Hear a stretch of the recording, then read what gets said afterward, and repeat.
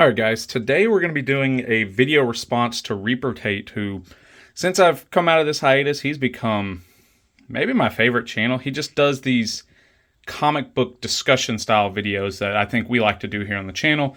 So I've just been really resonating with his content, and he put out a video called "What Comics Changed Your Collecting Style?" And honestly, this is a video that I thought would be really fun for me and Justin to get together and do, and I still want to do it with him, but I figured, hey, let's do a video response. I'll take my shot at it. I picked out 5 books because I don't want to sit here and talk forever, but I do think it's a fun discussion. He implores you to leave a comment on his video. We do the same. Leave a comment on his video, leave a comment on our video. I think we've all changed as collectors. I've been collecting since I was 13, and I'm 30 now. That gives me almost 2 decades of off and on. In high school, I didn't really collect a lot. In middle school, I was a big comic book collector. I guess towards the tail end of there because I was 13. And then I got more into the movies. You'd think with the MCU, like Iron Man coming out, I would collect more. But I really didn't. You know how high school goes. Hanging out with friends more, going to the movies more than going to comic shops and staying in your room reading books, right? But then I got into college. The New 52 had either just started or was starting. And honestly, I probably should have had some of those. But, I tried New 52. I just didn't have any of the comics handy, like Batman and Robin. That was like my main jam of the New 52. But outside of the New 52, I mostly collected Marvel. No indies. I did not care for indie comic books. And this is what I'm getting at with Critters #1. This is not the first Usagi book I got. It's just a Usagi book I had handy. I think I got into Usagi with the IDW run just a few years ago. They were talking about, they were reprinting. Number 6 was a reprint of Albedo 2. And number 20 was coming out or just come out. And it was the female bunny. And I was working at a comic book store and everybody was turtle crazed. But I forget exactly what I was saying. I had to pause for a second. But everybody was obsessed with the turtles, and I didn't want to just do what everybody else was doing. I mean, turtles were so popular around COVID and coming out of COVID that TMNT 1 was selling like stupid prices, and everybody on YouTube was making their turtle pickups videos, and I just really didn't want to do that. And Jessica and Justin were finding indie books that they liked, especially Jessica. And I was kind of getting a hard time because all I did was ever collect, mainstream Marvel titles. So I said, you know what? I had heard about this guy. Everybody was like, real comic book collectors know Albedo #2. I was like, well, I don't know Albedo #2. Does that mean I'm not a real comic collector? So I looked into this guy. I started reading his stories, and he is in my top 5 favorite comic book characters. I love Usagi Yojimbo. I'm collecting his stint in Critters, the Albedo stuff, the IDW, the Dark Horse, the Fantagraphic, the Mirage. I love all things Usagi now. He is my favorite independent character. But independents are another good segue into modern books. I didn't collect modern books for the longest time. When we started New Comic Wednesday, that was a big revelation, and I should have grabbed my Cosmic Ghost Rider. Cosmic Ghost Rider is what got me into new comics. Like, Justin was jumping in on, was it the Dan Slott ASM run? I don't know. They restarted at 800 or 800? They restarted, and Justin was picking up his new comics. Jessica was picking up Farmhand. And I was like, man, I guess I need to get in on these new comics. So I got a Cosmic Ghost Rider #1. And I started getting the new Teen Titans run, whatever that was at the time. Because they were rebooting the team with issue 20, I think. So, yeah, I probably should have picked one of those books. But this is one of my more favorite new comics, right? And it kind of embodies that whole, I'm now collecting indie. I'm now collecting some new comics. I think every retro collector gets a YouTube channel and they see people uploading the new comics and they want to be a part of that. And they want the new first appearances and the new keys and the new #1s. And, it kind of makes you feel nostalgic for when you were buying #1s and first appearances when you were a kid. It makes you feel like, oh, the comic book industry is still relevant and you want to be a part of that. You don't want to just be looking at the past. So this is just an example of a first appearance, Lord Draken, that I love. And new comics aren't so bad, right? They're kind of scary because they make new comics every week, and you can certainly fall down the rabbit hole. But yeah, Mighty Morphin Power Rangers. Great stuff. Okay, this is my beat up copy. I don't know where my better copy is that goes along with this story. I got this on, I think, Whatnot for like $10 or something like that. I was like, well, I can always use a second one. Nightwing's basically my favorite DC character.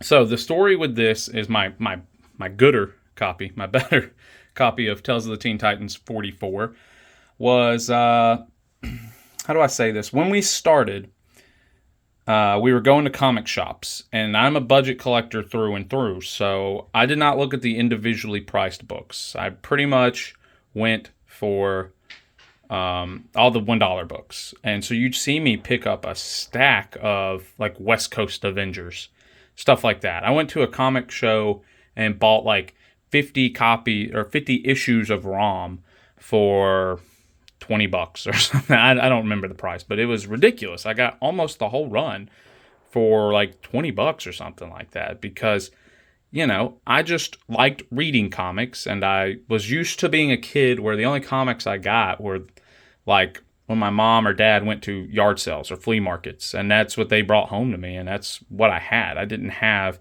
keys, expensive books, didn't even have number ones. Like, I remember my Machine Man run. I had 3, 4, 5, and 8. So guess what copies of Machine Man I read over and over. And I say all that to say, when I got back into the hobby, you know, I'm a run collector through and through. So Teen Titans was what got me back into comics the second time, right? Like, I was into comics in middle school. New 52 got me back into comics. And I took a little break again for like a year or two, or maybe longer than that, but just a few years. And then Tales of the Teen Titans, I started watching it with my siblings, and I was like, I really want to collect these comics. I didn't have any new Teen Titans or Tales of the Teen Titans or anything like that, but I loved the show, one of my favorite cartoons. So I was like, I'm going to go for this run. And then you figure out the run's not bad. I mean, you got first Trigon, first Brother Blood, first Blackfire, first a lot of first Thunder and Lightning. And all those can be had in the dollar bins. I mean, first Terra maybe a couple bucks, but at least at the time when I was collecting. I don't know now, but it's a pretty reasonable run. And then you see New Teen Titans 2, and you see Tales of the Teen Titans 44. And for the longest time, I was like, well, I guess I just want to have those 2 books. You know, I'm a budget collector. If I can get it in a dollar bin, I'll get it. If I can't, then I guess it's just not meant to be. And we went to, I'm pretty sure it was FarleyCon. I think it was our first convention, maybe episode 4 here on the channel. And I saw this, and I made good friends with the vendor, Rock City Comics. No idea if you're going to watch this, but, you know, shout out to Rock City Comics. And we talked, we went back and forth, and I said, look, dude, I think it was $40. I was like, man, I've never spent $40 on a comic book. I've just never done it. I've done a payment plan for a Ghost Rider 2 that I would pay every couple months for, and eventually got that book. But handing someone $40 for a comic book, I'd never done that before. And it was like, whew, you know, and I said, hey, let me spend the rest of the day walking around the con. Let me go get lunch. Let me figure out what I want to do. And it was probably Justin and Jessica's fault if I had to blame somebody. Definitely not my fault. But either way, I got talked into getting a really good condition of Tales of the Teen Titans, the Judas contract. And the love and joy that I have from getting that book is immense, right? And it showed me, like, it's okay to look at wall books, and it's okay to even occasionally buy a wall book, which is something I had never done prior to this book. I was in $1 bins, and this book, for better or for worse, changed that. 2 more to go, then I'll wrap it up.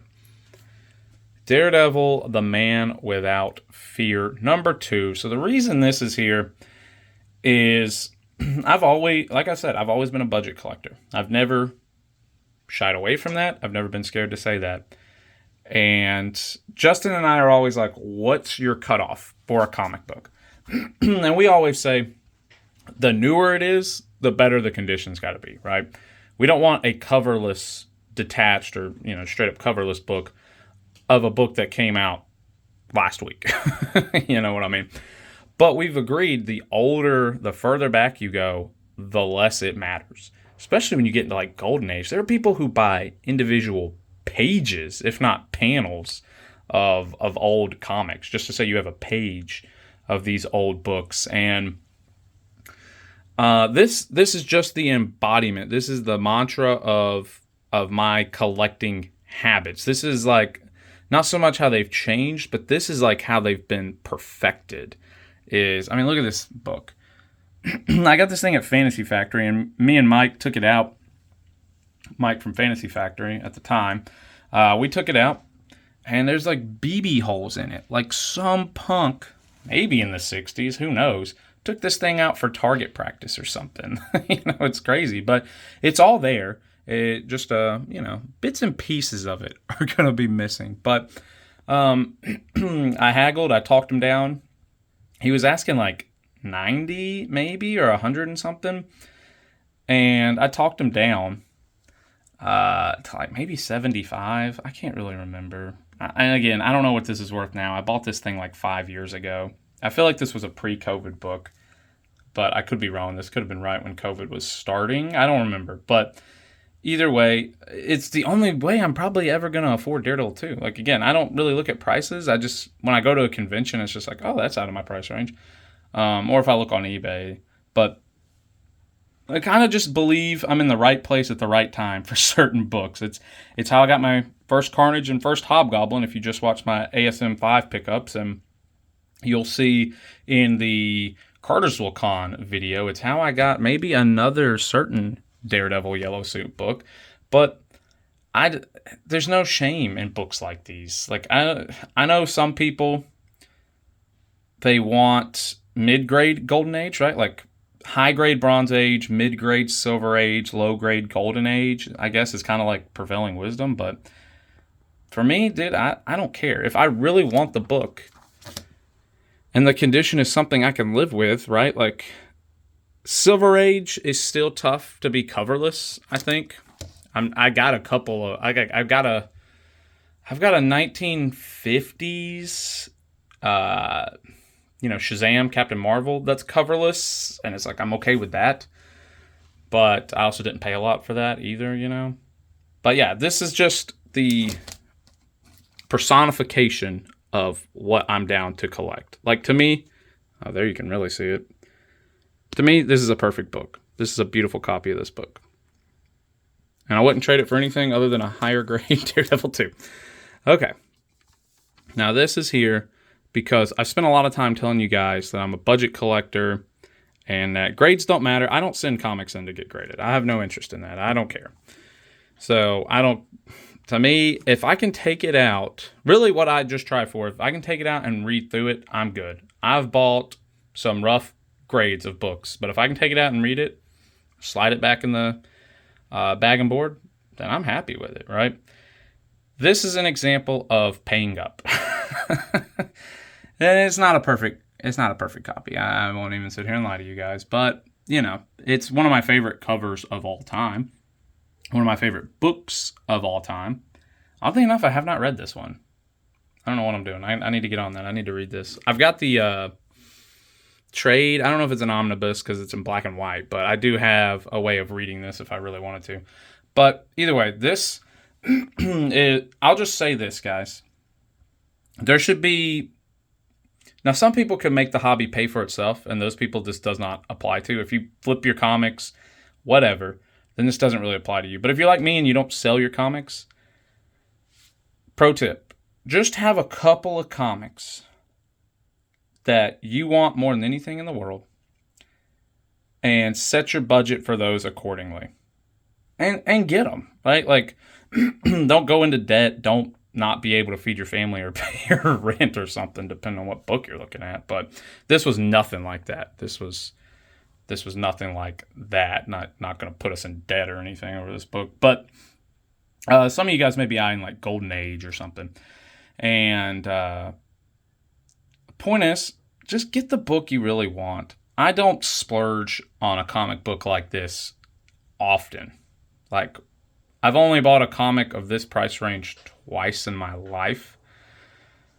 So it's not something that happens insanely frequently, but you best believe that I am beyond thrilled. Like, it may hurt the week of, you may eat your ramens and your PB&Js or whatever for a week or whatever till you get your next paycheck and you're back cruising. But once you get through that little rough patch, man, you're going to be so thrilled that you've got this book. And again, that only goes for budget collectors. There's plenty of you guys that, you flip your comics or, whatever.